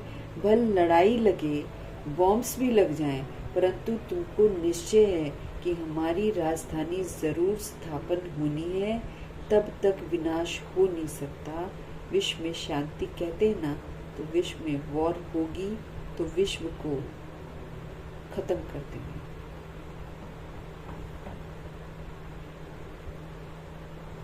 बाबा का कहना है कि सभी को ये पैगाम मिलना चाहिए, क्योंकि सब प्रभु जी के बच्चे हैं। लेकिन हमको निश्चय है, बाबा कहते हैं, हमारी राजधानी जरूर स्थापन होनी है, चाहे बॉम्ब्स गिरे, चाहे कुछ भी गिरे। तब तक विनाश हो नहीं सकता है जब तक स्थापना पूरी ना हो जाए। विश्व में शांति कहते हैं ना, विश्व में वॉर होगी तो विश्व को खत्म कर देंगे, क्योंकि उसके बाद तो फिर उसको खत्म कर देंगे। ये है विश्वविद्यालय, सारे विश्व को तुम नॉलेज देते हो। एक ही बाप आकर सारे विश्व को परिवर्तन करते हैं। वो लोग तो कल्प की आयु ही लाखों वर्ष कह देते हैं। तुम जानते हो इनकी आयु पूरे 5000 वर्ष है। कहते हैं क्राइस्ट से 3000 वर्ष पहले हेवन था। इस्लामी, बौद्धी आदि सबका हिसाब किताब निकालते हैं ना, उनसे पहले दूसरे कोई का नाम है नहीं। तुम अंगे अक्षर बता सकते हो। अंगे अक्षर मीन्स एग्जैक्टली जैसे हुआ वैसे बता सकते हो, क्योंकि भगवान बताते हैं। तो तुमको कितना नशा रहना चाहिए कि भगवान ने तुमको सारा सत्य बता दिया और तुमको मालूम है। तो बाबा कहते तुमको कितना नशा रहना चाहिए। झगड़े आदि की तो बात ही नहीं है। झगड़ते तो वो हैं जो निधन के होते हैं, जिनका माँ बाप नहीं होते हैं, अनाथ जो होते हैं, वो झगड़ते हैं आपस में। तुम अभी अब सारी दुनिया अनाथ ही तो है, क्योंकि सारी दुनिया है आत्मा और सबके पिताजी हैं परमात्मा। अब माता पिता को जानते नहीं है, इसलिए हिंदू मुस्लिम बनकर आपस में लड़ते हैं। तो अनाथ ही तो हैं सबके सब। देह थोड़ी देखेंगे अब हम, देह तो इंस्ट्रूमेंट है। झगड़ते वो हैं जो निधन के होते हैं। तुम अभी जो पुरुषार्थ करेंगे ना, वो 21 जन्म के लिए प्रारब्ध आपकी बन जाएगी। लड़ेंगे, झगड़ेंगे तो फिर तो पिताजी कहते हैं कि ऊंच मर्तबा तो नहीं मिलेगा। सजाएं भी ऊपर से खानी पड़ेंगी, क्योंकि हम डिसर्विस करते हैं। फिर अगर हम लड़ते हैं, झगड़ते हैं, तो बाबा कहते भले तुम अपने बंद कमरे में लड़ते हो, झगड़ते हो, तुमको 100, 1000, लाख लोग कॉपी कर रहे हैं। ऑटोमेटिकली द्वापर युग और कलयुग की आत्माएं भी आपस में लड़ती झगड़ती हैं, हमारी वजह से वो लोग भी करते हैं। तो इसलिए मर्तबा तो मिलेगा नहीं, ऊपर से सजा भी खानी पड़ेगी। वो भी एक नहीं, एक लड़ाई की एक सजा नहीं, एक लड़ाई की 100 गुना, एक लड़ाई की 1000 गुना, एक लड़ाई की लाख गुना। कोई भी बात है, कुछ भी चाहिए, बाप के पास आओ। गवर्नमेंट भी कहती है ना, तुम फैसला अपने हाथ में नहीं उठाओ। कोई कहते हैं हमको विलायत का बूट चाहिए। बाबा कहेंगे बच्चे अभी तो वनवाह में हो। अब कई ना वहां पर समर्पित जो सोल्स होती है ना, डिमांड करती हैं। तो फिर बाबा के समय में भी थे कुछ बच्चे और बाद में भी हैं कुछ बच्चे हैं ना।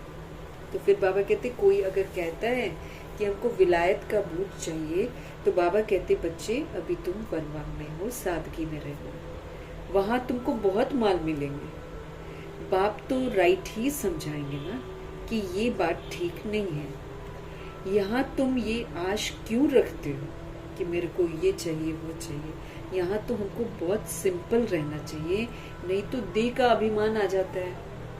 अगर हम थोड़ा सा अच्छे कपड़े पहनते हैं तो देह का अभिमान आता है, और कोई अगर कह जाए कि आप बहुत अच्छे लग रहे हो तो सुपर देह अभिमान आ जाता है। इसलिए हमको सिंपल रहना है, ताकि ना हमारा ध्यान अपने शरीर की तरफ जाए तो न दूसरे का जाए।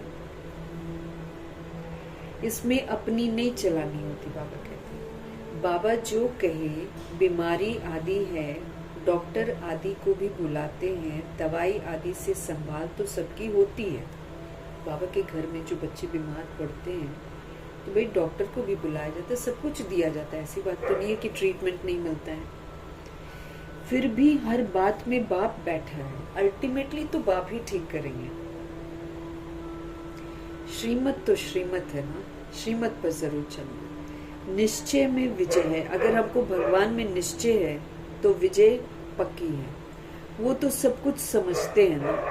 बाप की राय पर चलने में ही हमारा कल्याण है। हम बाप की राय पर चलते हैं ना, उसी में हमारा कल्याण है। अपना भी कल्याण करना है। कोई को वर्थ पाउंड बना नहीं सकते हैं तो वर्थ नॉट अ पेनी ठहरे ना। अगर बाबा से बढ़कर हम खुद लायक न बने और हम दूसरों को बनाने में मददगार न बने तो फिर बाबा कहते तुम तो किसी काम के नहीं, worth not a Penney. Pound बनने लायक ही नहीं। यहाँ वैल्यू नहीं तो वहां भी वैल्यू नहीं रहेगी। अगर हमारा संगम युग में वैल्यू नहीं है, अगर हम अच्छा पाठ नहीं बजा रहे हैं तो फिर वहां भी वैल्यू नहीं रही। प्रजा है, दास दासी है, क्या वैल्यू है। सर्विसेबल बच्चों को सर्विस का कितना शौक रहता है, चक्र लगाते रहते हैं। सर्विस नहीं करते हैं तो फिर बाबा कहते हैं उनको रहम दिल, उनको कल्याणकारी कुछ भी नहीं कहेंगे। ना कहेंगे रहम दिल, ना कहेंगे कल्याणकारी। अब आपको तो बाप समान बनना है। बाप समान बनना है तो हमको विश्व कल्याणकारी बनना है। हम मनसा सेवा कर सकते हैं अगर हम कहीं नहीं जा सकते। जैसे बांधेली है, वो तो नहीं जा सकती इधर उधर, लेकिन वो सेवा कर सकती, वो तो अद्भुत सेवा कर सकती है। याद में रह सकती है, याद भी सेवा है। वायुमंडल शुद्ध होता है, वो जैसे मनसा से कर सकती है। वो घर वालों के साथ ही अगर सतोगुणी सतयुगी व्यवहार कर ले, वो कितनी बड़ी सेवा है। उसका वाइब्स कितना फैलेगा। कर सकते हैं सब, ऐसा कभी नहीं। कई लोग निराश हो जाते हैं कि हम तो बाहर नहीं जा सकते, है ना। तो फिर ऐसा नहीं है। वाचा सेवा भी कर रहे हैं ना, तो आप जैसे मुरली पढ़ रहे हो तो उस समय सभी सोल्स को समर्पित करो, सुनाओ मुरली। जैसे दादी जनक सुनाते थे, पहले उन लोगों को तो थोड़ी सेवा मिलती थी, तो जा थोड़ी सकते थे इधर उधर, कोई स्वीकार ही नहीं करता था। तो शुरू शुरू में मुरलियां वो कमरे में बैठकर दीवारों को भी सुनाते थे। तो दीवारों को और सारी आत्माओं को बोलो कि या फिर घर की आत्माओं के लिए समर्पित करती हूँ, और फिर पढ़ो मुरली। भगवान के महावाक्य है ना, वो दूसरी आत्मा के बुद्धि में जाकर दस्तक दे। तो बाबा कहते हैं अगर हम सेवा नहीं करते हैं तो फिर हम रहम दिल भी नहीं है और हम फिर कल्याणकारी भी नहीं है। बाप समान हमको विश्व कल्याणकारी, शुभ भावना, शुभकामनाधारी, रहम दिल और क्षमाशील और परोपकारी हमको बनना है। कोई भी बन सकता है, कहीं भी बन सकता है। अपने ऊपर अटेंशन रखना सेवा ही तो है। बाबा को याद नहीं करते हो तो तुच्छ काम करते रहेंगे। अगर हम बाबा को याद नहीं करेंगे ना तो हम जरूर दैहिक वाला कुछ ना कुछ करते रहेंगे, वो है तुच्छ। पास्ट का कोई दुख वाली बात होगी जिसमें उदासी आ जाती है, उसका चिंतन करना, दूसरों का चिंतन करना, है ना, प्रदर्शन करना, ये सारे बाबा कहते तुच्छ काम हो जाते हैं। और ये तब हम करते हैं जब हम बाबा को याद नहीं करते। तो प्रभु जी कहते हैं बाबा को याद नहीं करते हो ना तो तुच्छ काम करते रहेंगे, मर्तबा भी तुच्छ पाएंगे। ऐसे नहीं, हमारा तो शिव बाबा से योग है, ये तो है ही बीके। शिव बाबा ब्रह्मा द्वारा ही ज्ञान दे सकते हैं। सिर्फ शिव बाबा को याद करेंगे तो मुरली कैसे सुनोगे, फिर नतीजा क्या होगा। पढ़ेंगे नहीं बाबा कहते तो फिर आप मर्तबा क्या पाएंगे। ये भी जानते हैं सबकी तकदीर ऊंच नहीं बनती है ना। स्टूडेंट्स हैं हम लोग, तो सब तो राजाई घराने में नहीं आ सकते। वहां भी तो नंबरवार मर्तबे होंगे। पवित्र तो सबको होना है, वो तो सब बनेंगे, कुछ सजाओं से, कुछ बाबा का कहना मान के। आत्मा पवित्र बनने बगैर तो शांति धाम जा ही नहीं सकती है। और न सुख धाम में आ सकते। इसलिए पवित्र तो सभी को बनना पड़ेगा। बाप समझाते हैं, तुम सबको ये ज्ञान सुनाते चलो, कोई भल अभी नहीं भी सुनते हैं, आगे चलकर जरूर सुनेंगे। अभी कितने भी विघ्न, कितने भी तूफान जोर से आए, तुम्हें डरना नहीं है। बाबा कहते हैं तुम ज्ञान सुनाते चलो, माना भगवान का परिचय देते चलो, कोई भल अभी नहीं भी सुनते हैं, आगे चलकर जरूर सुनेंगे। अभी कितने भी विघ्न, कितने भी तूफान जोर से आए, हमको डरना नहीं है, क्योंकि नए धर्म की स्थापना होती है। तुम गुप्त राजधानी स्थापन कर रहे हो। बाबा सर्विसेबल बच्चों को देखकर खुश होते हैं। तुम्हें अपने को आप पे ही राज तिलक देना। राजा बनना है, पहले तो स्वराज्य अधिकारी बनना है, अपने पर राज्य करना है, श्रीमत प्रमाण कर्म इंद्रियों से कार्य कराना है, प्रभु की अमानत समझकर कार्य कराना है, तो राज तिलक तो हम देते हैं। फिर राजा बन गए तो राज तिलक मिलेगा। श्रीमत पर चलना है, इसमें अपना हट चल ना सके, हम अपनी मनमानियां नहीं कर सकते। मुफ्त अपने को घाटे में नहीं डालना चाहिए कि हम अपने आप को घाटे में डालें। बाप कहते हैं बच्चे सर्विसेबल और कल्याणकारी बनो। स्टूडेंट को टीचर कहेंगे ना, पढ़कर गैलप करो जल्दी जल्दी। तुमको 21 जन्म के लिए स्वर्ग की स्कॉलरशिप मिलती है। डिनेस्टी में जाना यही तो बड़ी स्कॉलरशिप है, मतलब लक्ष्मी नारायण जी के घराने में चले जाए। राजा रानी तो सब नहीं बनेंगे ऑफ कोर्स, लेकिन राजा रानी के परिवार में आ जाए, कम बात है क्या। बाबा बोलते हैं साथ में ही तो बैठते हैं वो लोग, फिर राजगद्दी पर नहीं बैठते हैं, लेकिन बगल में तो बैठते ही हैं, तो ये कम बात थोड़ी है। प्रजा तो बहुत दूर से देखेगी। दास दासी प्रजा आत्माएं तो लक्ष्मी नारायण जी को बहुत दूर से देखेंगे। उनको इजाजत नहीं होगी कि महलों के अंदर जाओ। सुखी होंगे लेकिन महल के अंदर नहीं जा सकते हैं। तो 21 जन्मों के लिए स्वर्ग की स्कॉलरशिप हमको मिलती है। डिनेस्टी में अगर हम चले जाएं, राजधानी में राजाई घराने में अगर हम चले जाएं, तो इसी को तो बड़ी स्कॉलरशिप कहते हैं। तो स्कॉलरशिप लेनी चाहिए ना, बाबा कहते हैं।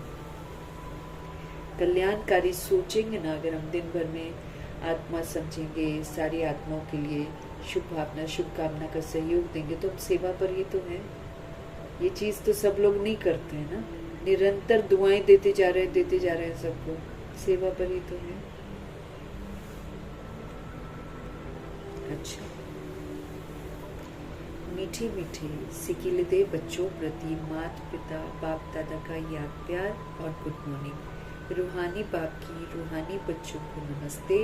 हम रूहानी बच्चों की भी रूहानी बाप को दिल से, जात से, सिख से, प्रेम से, अदब से, मोहब्बत से, पूरे रिस्पेक्ट से, पूरे रिगार्ड से प्यार भरी नमस्ते और तहे दिल से मीठे मीठे परमपिता परमात्मा जी का धन्यवाद। धारणा के लिए मुख्य सार,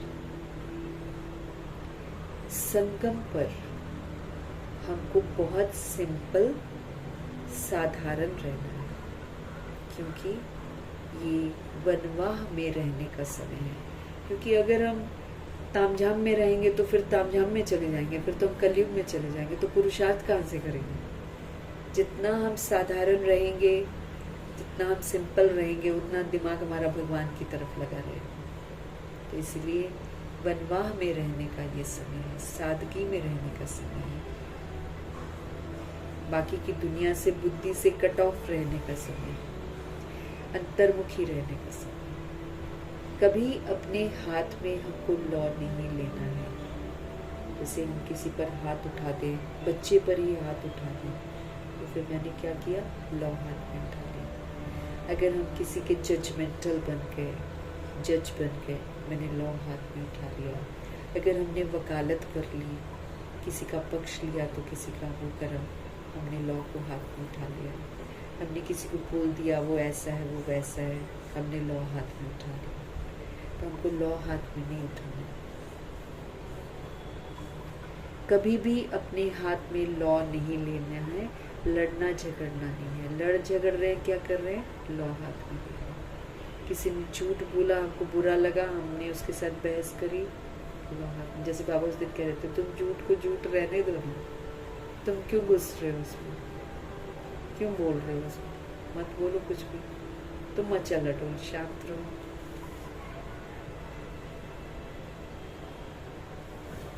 हमको लड़ना झगड़ना नहीं है।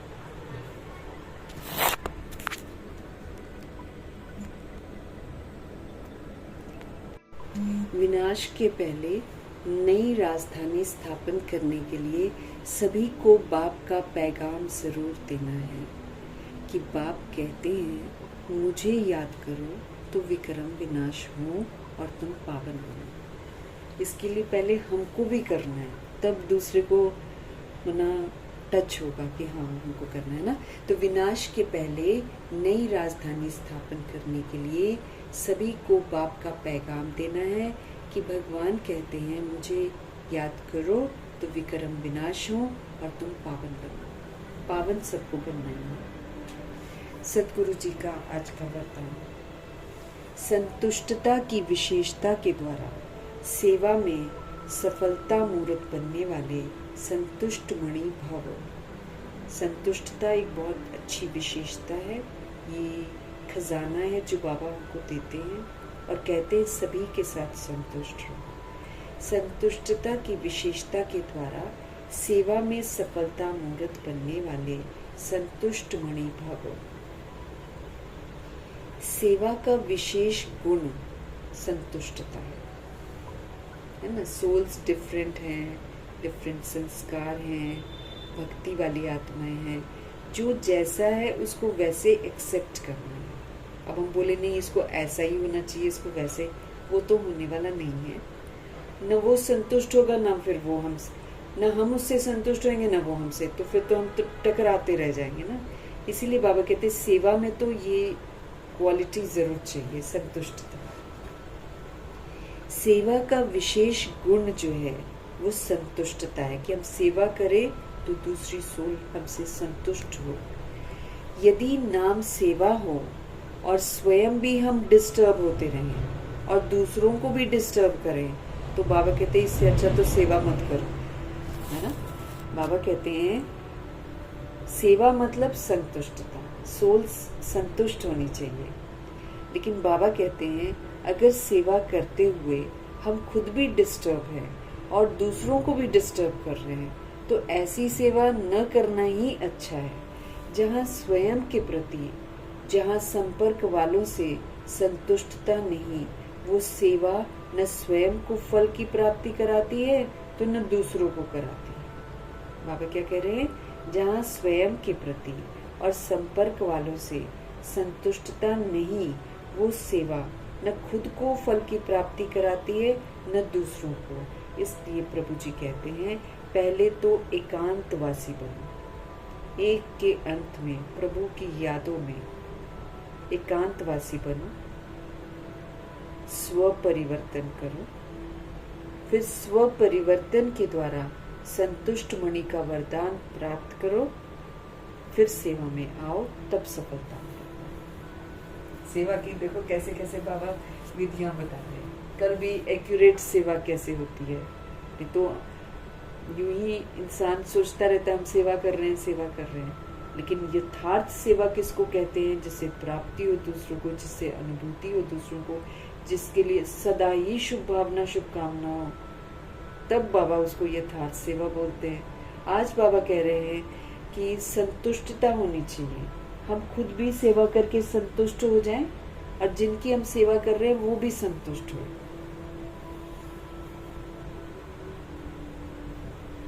तो प्रभु जी क्या कर रहे हैं, सेवा का विशेष गुण जो है वो संतुष्टता है।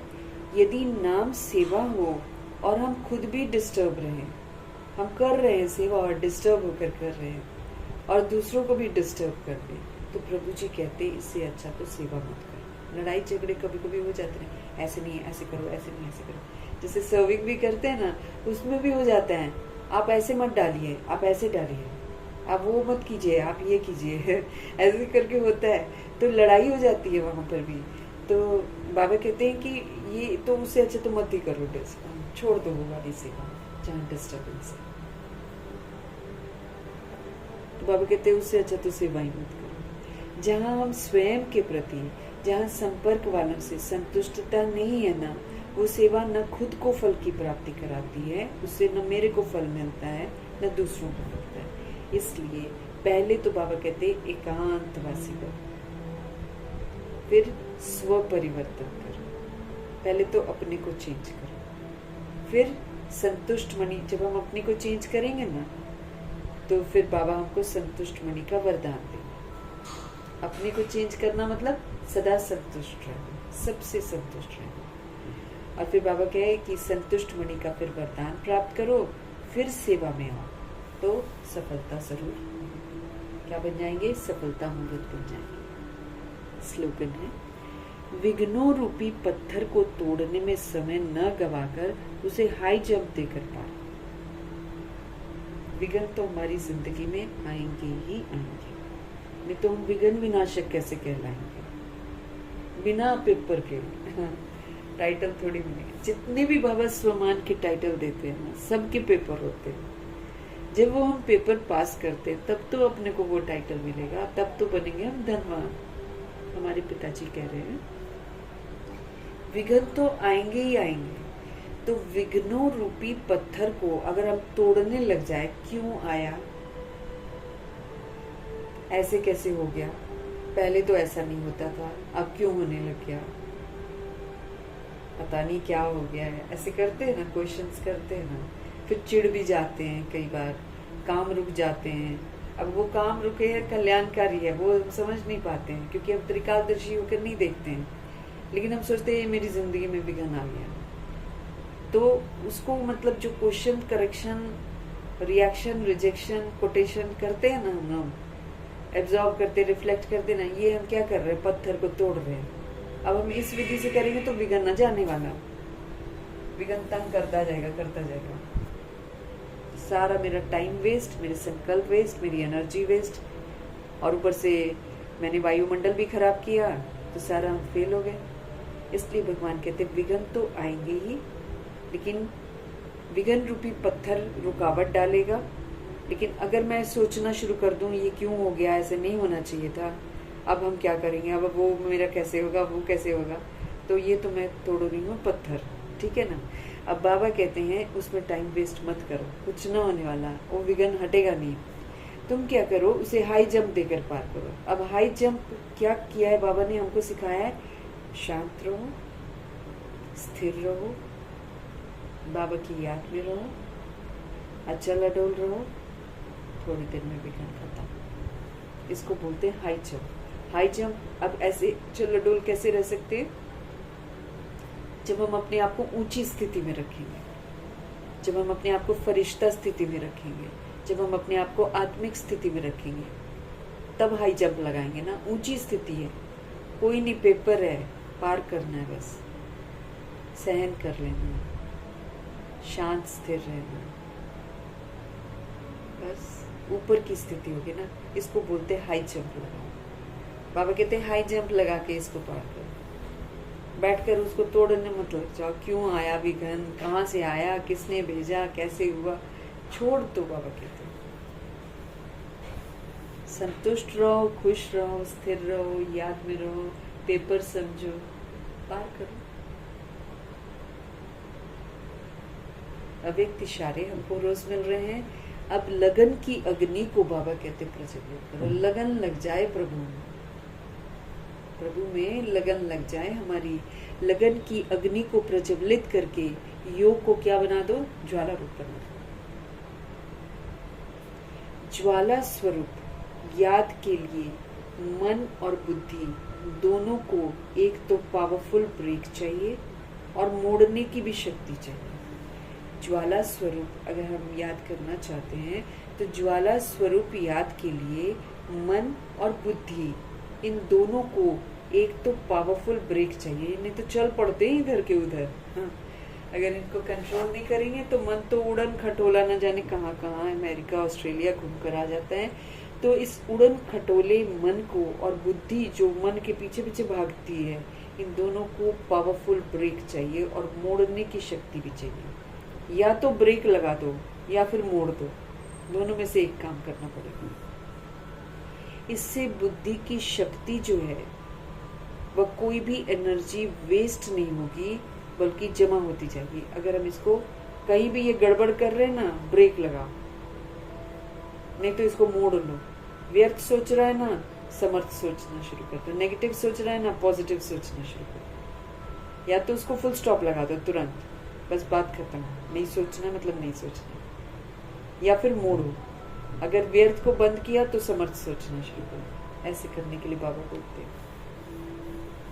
बाबा कहते हैं अगर हमारे पास कंट्रोलिंग पावर होगी, रूलिंग पावर होगी, पावरफुल होंगे, तो इससे बुद्धि की जो पावर है ना, कोई भी एनर्जी वेस्ट नहीं होगी, जमा होती जाएगी। जितनी जमा होगी उतना ही परखने की, उतना ही निर्णय करने की शक्ति हमारी बढ़ेगी। फिर हम परख भी पाएंगे और डिसाइड भी कर पाएंगे कि क्या करना चाहिए और क्या नहीं करना चाहिए। इसके लिए अब संकल्पों का जो बिस्तर है ना, बहुत बड़ा बिस्तर हो जाता है ना, तो बाबा कहते हैं इसके लिए अब संकल्पों का बिस्तर बंद करते चलो, अर्थात समेटने की शक्ति धारण करो, है ना। वो दिखाते हैं ना, समेटने की शक्ति में बिस्तर बंद वाला बंद है और एक पेटी है, ऐसा दिखाते हैं। तो बाबा कहते हैं इसलिए संकल्पों का जो विस्तार हो जाता है ना, क्यों क्या कैसे का जो विस्तार हो जाता है, उस संकल्पों के विस्तार को बंद करते चलो, अर्थात समेटने की शक्ति को धारण करो। समेटो, पैक करो, बातों को खत्म करो। बिंदी है हम सब, वापस बिंदी बनकर घर जाना है, तो क्या करेंगे इधर उधर लड़ झगड़ के, क्यों क्या करके क्या करेंगे, अता पता है नहीं कि कब शरीर छूट जाए। इसलिए समेटना है, पैकअप, बढ़ाना है। संकल्पों के बिस्तर को बाबा कहते बंद करते चलो। मीठे मीठे परमपिता परमात्मा जी का धन्यवाद करेंगे, ब्रह्मा माँ का धन्यवाद, जगदम्बा माँ का धन्यवाद, गुलजार दादी जी का धन्यवाद, अश्वत्थ का धन्यवाद, नरकरों का धन्यवाद, एडवांस पार्टी की सोच का धन्यवाद, बची हुई जितनी आत्माएं हैं उनका धन्यवाद।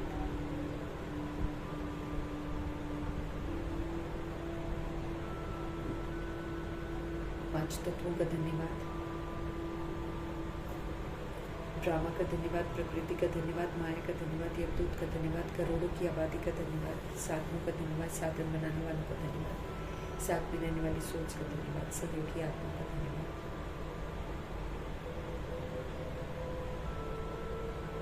अविनाशी खजानों का धन्यवाद, समय का बहुत धन्यवाद, पूरे यूनिवर्स का धन्यवाद, शरीर रूपी इंस्ट्रूमेंट का धन्यवाद, आप सभी आत्माओं का धन्यवाद। और सृष्टि की मेहमान नवाजी का तहे दिल से हम धन्यवाद करेंगे। धन्यवाद करते हुए खूब शांति।